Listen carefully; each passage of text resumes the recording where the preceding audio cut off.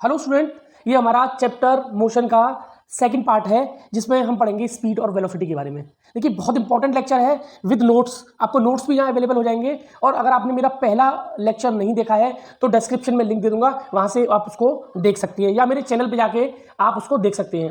Video को like कर दीजिए और सब्सक्राइब कर दीजिए ताकि मोटिवेशन मिलता रहे। देखिए स्पीड क्या होती है, सबसे पहले समझते हैं। The measurement of distance travelled by a body per unit time is called speed. Per unit time में या पर सेकेंड भी बोल सकते हैं आप। पर सेकेंड में आप जितना डिस्टेंस ट्रेवल करें, जैसे अगर मान लीजिए आप पर सेकेंड 2 मीटर चल रहे हैं, ठीक है, तो आपकी स्पीड हो गई 2 मीटर पर सेकेंड। यानी आप 1 सेकेंड में अगर चल रहे हैं 4 मीटर तो आपकी स्पीड हो गई 4 metre per second.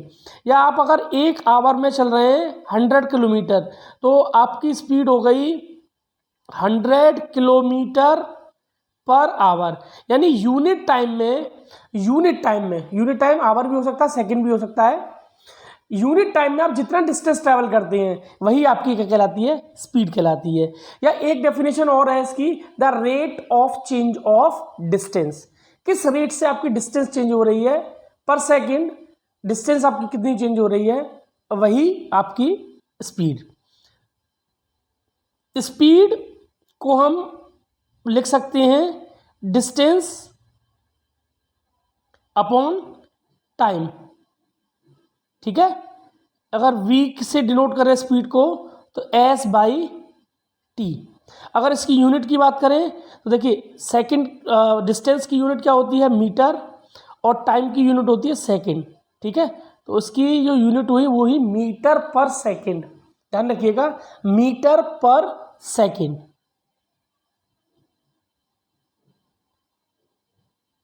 If a body is executing uniform motion, then there will be a constant speed और uniform motion। अगर पर सेकेंड जो डिस्टेंस चेंज हो रही है वो इक्वल अमाउंट में है, जैसे मान लीजिए पर सेकेंड आप 2 मीटर चल रहे हैं, ठीक है, अगले सेकंड में भी आप 2 मीटर चले यानी 4 मीटर हो गया, फिर अगले सेकंड में आप चले 2 मीटर यानी 6 मीटर आप का डिस्टेंस हो गया। तो आपकी जो स्पीड होगी वो होगी 2 मीटर पर सेकेंड। यानी पर सेकेंड आप 2 मीटर का डिस्टेंस ट्रेवल कर रहे हैं। तो इस तरह की स्पीड को आपको यूनिफॉर्म या फिर कांस्टेंट स्पीड बोलते हैं, ठीक है। हर बार 2 मीटर पर सेकेंड की आप स्पीड गेन कर रहे हैं, ठीक है, डिस्टेंस ट्रेवल कर रहे हैं। Next, if a body is travelling with a non uniform if a body is traveling with a non-uniform motion, then speed will not be remain uniform but have different value throughout the motion of such body, ठीक है। तो ये motion, non uniform motion और uniform motion को मैं पहले chapter में discuss कर सकूँ, वहाँ से आप उसको देख सकते हैं। For non uniform motion average speed will described one single value of speed through out the motion of the body. अगर नॉन यूनिफॉर्म की बात करें तो आपकी जो एवरेज स्पीड होगी वो आप सिंगल वैल्यू से ही डिस्क्राइब कर सकते हैं।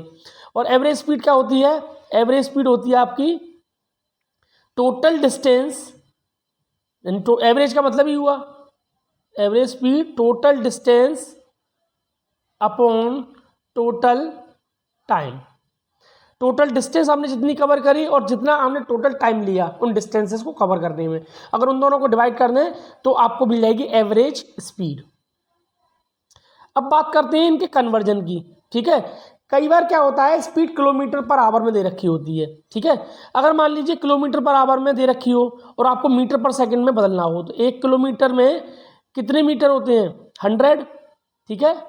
और एक आवर में कितने सेकंड्स होते हैं, 60 इंटू 60। तो जब आप डिवाइड करेंगे तो ये जो वैल्यू आती है वो आती है 5/18। तो सीधा सा फंडा है, अगर किलोमीटर पर आवर में स्पीड दे रखी है तो आप उसको 5/18 से मल्टीप्लाई करके मीटर पर सेकंड में चेंज कर सकते हैं। एक वैल्यू लेते हैं जिससे आपको थोड़ा सा आइडिया हो जाएगा। अगर मैं बोलूँ 36 किलोमीटर पर आवर, ठीक है, आपको इसको चेंज करना है मीटर पर सेकंड में, तो कितने मीटर पर सेकंड, तो आपको कुछ नहीं करना, 36 को आपको मल्टीप्लाई कर देना है 5/18 से, ठीक है। 18 से कितनी हो गया ये 2 टाइम्स, तो आपकी स्पीड हो गई 10 मीटर पर सेकंड। बहुत ईजी है, ठीक है। जब भी आपको किलोमीटर से मीटर में चेंज करना हो तो आपको सिर्फ इतना करना है, 5/18 से मल्टीप्लाई कर देना है। Okay, got it. चलिए न्यूमेरिकल देख लेते हैं। What will be the speed of a body in metre per second and kilometre per hour if it travels 40 kilometres in 5 hour. अगर कोई ऑब्जेक्ट कितना किलोमीटर ट्रेवल करता है, 40 किलोमीटर इन 5 आवर्स, तो देखिए स्पीड कैसे निकालेंगे। तो speed equal to distance, distance कितना है आपका, डिस्टेंस अपॉन टाइम, ठीक है। तो डिस्टेंस कितना है, डिस्टेंस अपॉन टाइम, डिस्टेंस कितना है 40 किलोमीटर, टाइम कितना है 5, ठीक है। डिवाइड कर देंगे तो कितना आ जाएगा 8 किलोमीटर पर आवर। कितनी स्पीड से चला होगा वो, 8 किलोमीटर पर आवर की स्पीड से। और अगर इसको आपको मीटर पर सेकंड में कन्वर्ट करना है, ठीक है, तो मैंने क्या बताया था 8 × 5/18, बस इतना करना है आपको मीटर पर सेकंड में चेंज करने पर, ठीक है। तो कितना हो गया 40/18, ठीक है। अगर 2 से काटेंगे तो 20/9 मीटर पर सेकंड, ये आंसर हो गया, ठीक है। यहाँ से आप इसको देख भी सकते हैं, ठीक है। ये देखिए ये वही है जो मैंने किया है। अगर आप 20/9 को डिवाइड करेंगे तो कितना आएगा 2.2 मीटर पर सेकेंड, ठीक है। अब बात करते हैं दोस्तों वेलोसिटी की। वेलोसिटी क्या होती है, तो वेलोसिटी मतलब स्पीड विद डायरेक्शन। देखिए स्पीड अगर हम बोले 20 मीटर पर सेकंड, 2 मीटर पर second, 40 kilometre per our, 100 kilometre per our, ये उतना रेलिवेंट नहीं है। अगर हम इसमें डायरेक्शन और जोड़ दें तो ये थोड़ा सा मोर रेलिवेंट हो जाएगा, ठीक है ना।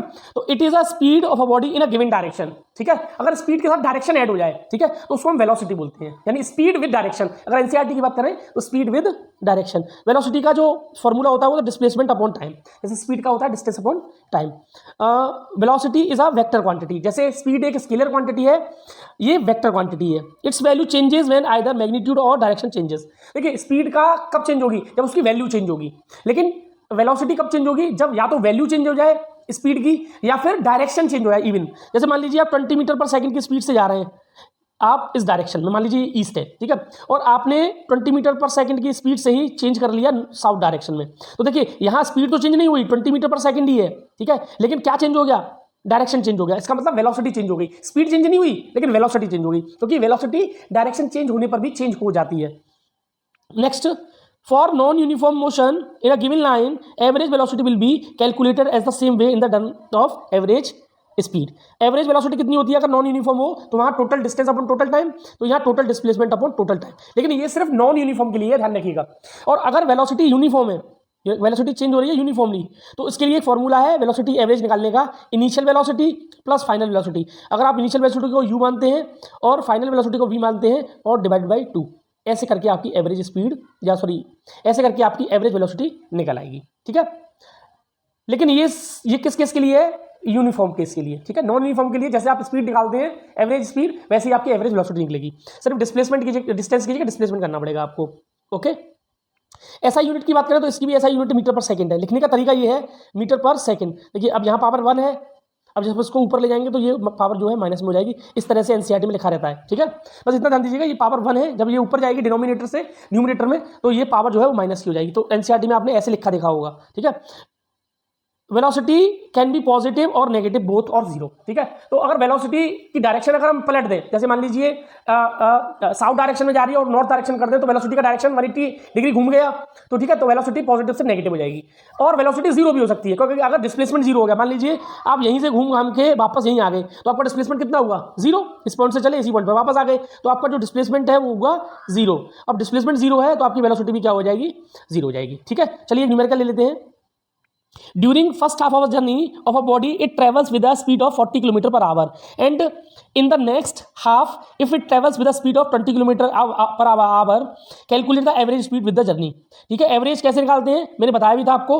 एवरेज स्पीड निकालने का तरीका क्या होता है, टोटल डिस्टेंस यानी 40 + 20, ठीक है, और टोटल टाइम। अब देखिए टोटल टाइम नहीं, हाफ ऑफ द जर्नी दिया है इसमें, ठीक है।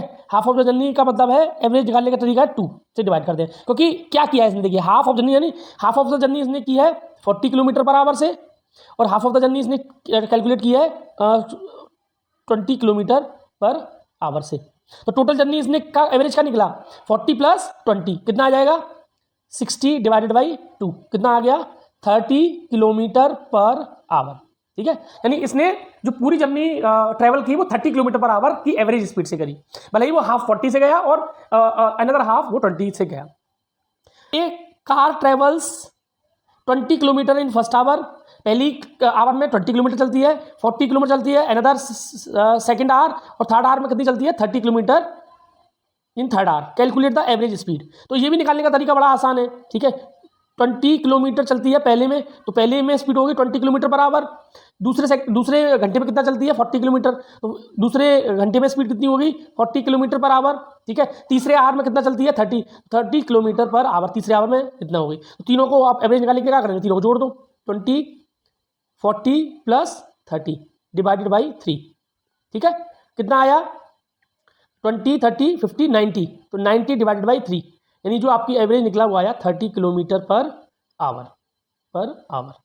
क्लियर। यहाँ से देखिए बड़ा आसान है क्वेश्चन है, ये देखिए 30 किलोमीटर पर आवर। देखिए यहाँ से आप इसको नोट भी कर सकते हैं पॉज करके।